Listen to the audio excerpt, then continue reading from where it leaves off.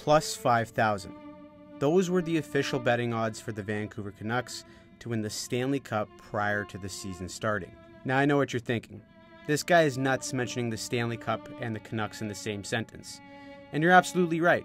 I am nuts. But the truth is, those aren't great odds. And considering that almost every statistical model or prediction had them not making the playoffs prior to the season starting, I'd say they're off to a pretty good start. Now, am I saying that these predictions are wrong and the Canucks are going to magically win the Stanley Cup?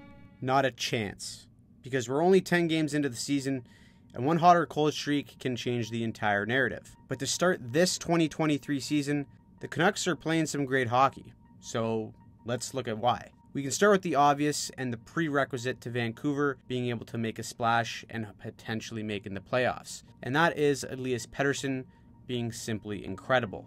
Currently sitting second in scoring with 16 points in 9 games, Elias Pettersson has taken another step in his career. There's so many things to love about Pettersson's game, whether it's his playmaking ability, his two-way play both with and without the puck, or how he's able to generate offense off the rush. Pettersson has undoubtedly become one of the league's best. But where I think he separates himself the most is actually 5 to 10 feet away from the net. Now, Pettersson isn't built to physically overpower players in this area of the ice, but he doesn't have to be. He draws a lot of comparisons to Pavel Datsyuk and how he played the game, and that's because Pettersson is extremely cerebral in his offensive approach.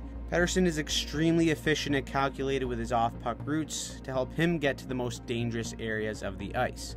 You wouldn't pin him as a fantastic net front guy because of his stature, but the reason why he's so dominant when 5-on-5 is because he knows where to find the soft spots around the crease. To be taken seriously in this league, you need a franchise center, and right now, Elias Pettersson is living up to that name. Now, the Canucks have done a good job of winning by committee, but with that being said, new captain Quinn Hughes deserves a ton of credit for taking his game to the next level as well. As an offensive defenseman, Hughes will always get the comments about his ability to defend, but this year, he's taken it personally. After ESPN came out with the rankings for the top 100 players at the beginning of the season, they had Quinn Hughes as the 60th best player behind some other questionable defensemen like Seth Jones. Now, we've all seen the offensive flashes from Quinn Hughes that we know makes him one of the best offensive defensemen in the game. He can join the rush, he can quarterback the power play, he can use his legs as a solo breakout, and he's got a terrific first pass.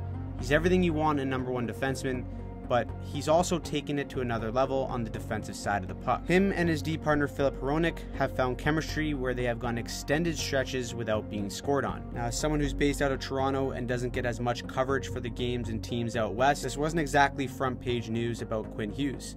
Now, if he was on the Leafs, it would be a different story. Hughes has openly said that there's a bias for reporters who don't watch the late games. And you know what? He's right. But despite that, Quinn Hughes is determined to prove people wrong.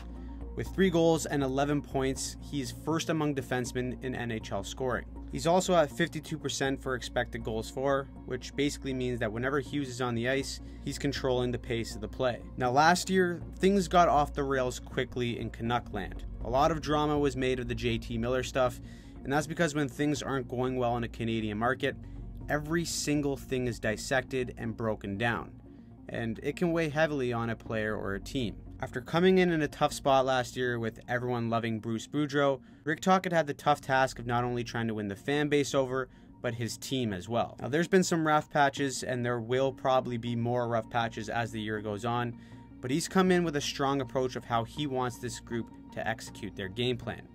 Take their most recent game against the Nashville Predators. The Canucks won 5-2, but Tocchet knows that this is about the process, not the result.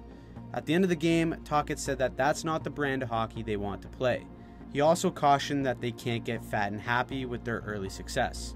Tough love? Yes, but Tocchet doesn't use that to completely replace communication. He benched JT Miller for 4 minutes in the second period and said he wanted to hold him accountable for his play.